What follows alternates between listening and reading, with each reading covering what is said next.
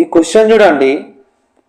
ఒక వ్యక్తి ఆదాయము మరియు పొదుపుల నిష్పత్తి 11:2 అయినా అతని ఖర్చు 5,778 రూపాయలు అయినా అతని ఆదాయం ఎంత?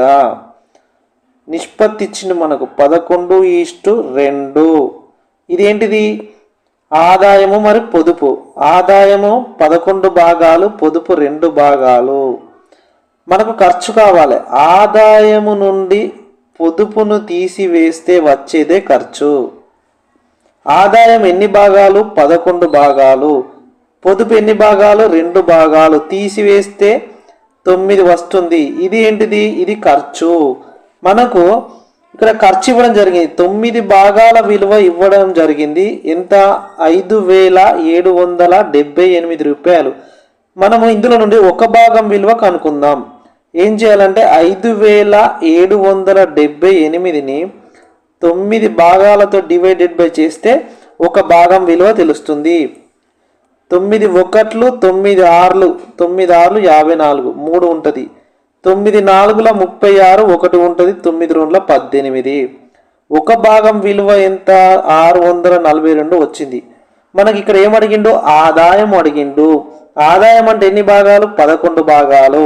మరి 11 భాగాలకు ఎంత? 11 భాగాలకు ఎంత అంటే 11 × 642 మల్టిప్లై చేద్దాం. 642 × 11 చేస్తే 1 2 2 1 4 4 1 6 6 2 4 6 కూడితే 2 4 2 6 6 4 10 7 7,062 రూపాయలు. ఆన్సర్ ఇదేంటిది? ఆదాయం. ఆన్సర్ ఏంటిది? 7,062 రూపాయలు. ఇలాంటి క్వశ్చన్ మీకు ఇస్తా, దీని ఆన్సర్ కామెంట్ చేయండి.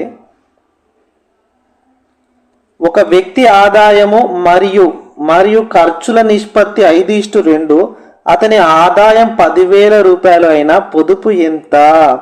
ఇక్కడ ఆదాయం ఇవ్వడం జరిగింది, పొదుపు కనుగొనమంటాడు. ఈ క్వశ్చన్కి ఆన్సర్ కామెంట్ చేయండి. ఇలాంటి మంచి వీడియోస్ కోసం అయితే మన ఛానల్ ఫాలో అవ్వండి. Thank you.